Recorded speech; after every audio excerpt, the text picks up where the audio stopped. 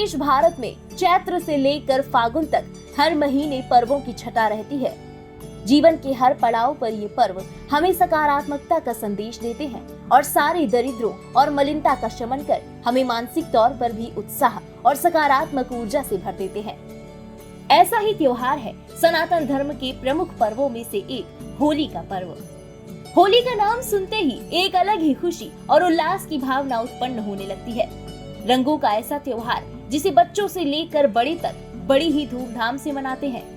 सारे द्वेष, सारे भेदभाव मिटाकर इस दिन लोग एक दूसरे को गले लगाकर रंगों से सराबोर कर देते हैं। चैत्र मास के कृष्ण पक्ष की प्रतिपदा को मनाया जाने वाला रंगों का त्योहार होली पूरे देश में धूमधाम से मनाया जाता है। प्रत्येक पर्व की तरह होली मनाए जाने के पीछे भी पौराणिक कथा है। धार्मिक कथाओं के अनुसार होलिका दहन की कहानी विष्णु भक्त प्रहलाद, उसके राक्षस पिता हिरण्यकश्यप और उसकी बुआ होलिका से जुड़ी हुई है। हिरण्यकश्यप एक बलशाली असुर राजा था जिसके छोटे भाई को भगवान विष्णु ने मृत्यु दंड दिया था, जिसका प्रतिशोध हिरण्यकश्यप भगवान विष्णु से लेना चाहता था।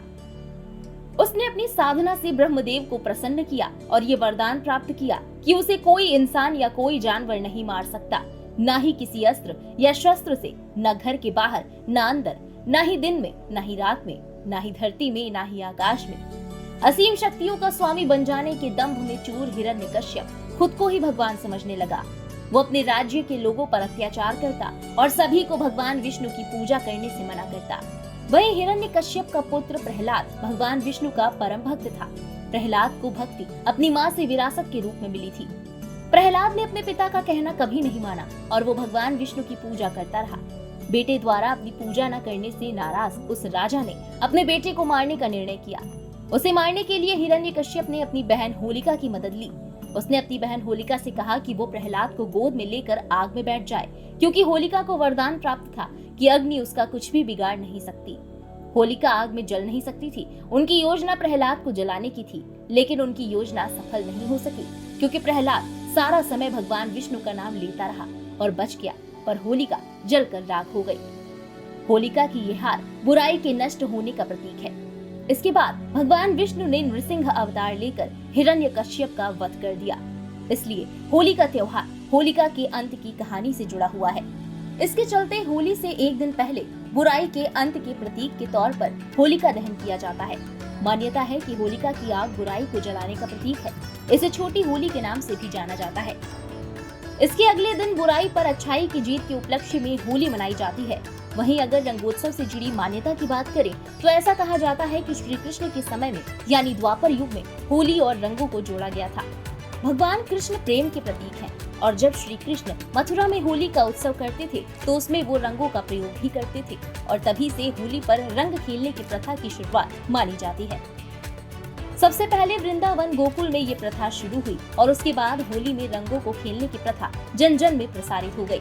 मथुरा, वृंदावन, बरसाना आदि में जोरों शोरों से होली का उत्सव मनाया जाता है और यहाँ की होली न सिर्फ विदेशों में प्रसिद्ध है बल्कि यहाँ अन्य देशों के लोग भी बड़ी संख्या में आकर होली के उत्सव का हिस्सा बनकर जमकर रंग खेलते हैं। आइए अब जान लेते हैं इस साल होलिका दहन और रंग खेलने के शुभ मुहूर्त के बारे में और ये भी जान लेते हैं कि होलिका दहन पर किन उपायों से आपके जीवन के सारे क्लेशों का नाश होगा। रंगोत्सव से एक दिन पहले यानी फागुन मास की पूर्णिमा की रात्रि होलिका दहन किया जाता है। इस वर्ष होलिका दहन का शुभ मुहूर्त आज रात 9:06 से रात 10:16 तक रहेगा, यानी 1 घंटे 10 मिनट तक होलिका दहन का शुभ मुहूर्त रहेगा। इस दिन लोग होलिका की अग्नि में घर की सभी समस्याओं और नकारात्मकताओं को दहन करने की प्रार्थना करते हैं। होलिका दहन से पहले स्नान कर ले, फिर होलिका दहन किए जाने वाले स्थान पर आसन ग्रहण करें। ध्यान रखें कि आपका मुख पूर्व या उत्तर की ओर हो। फिर गाय के गोबर से होलिका और प्रहलाद की मूर्ति बनाएं।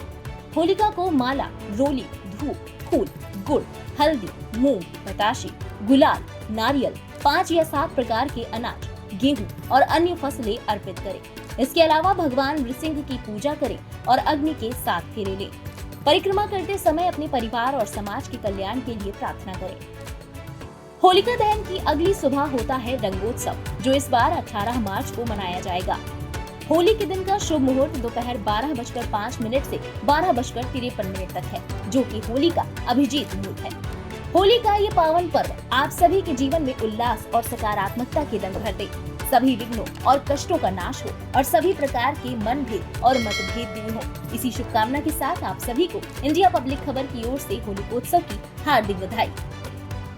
इस खास पेशकश में बस इतना ही। देश और दुनिया की तमाम खबरों के लिए सब्सक्राइब करें इंडिया पब्लिक खबर के YouTube चैनल को, साथ ही बेल आइकन दबाना ना भूलें।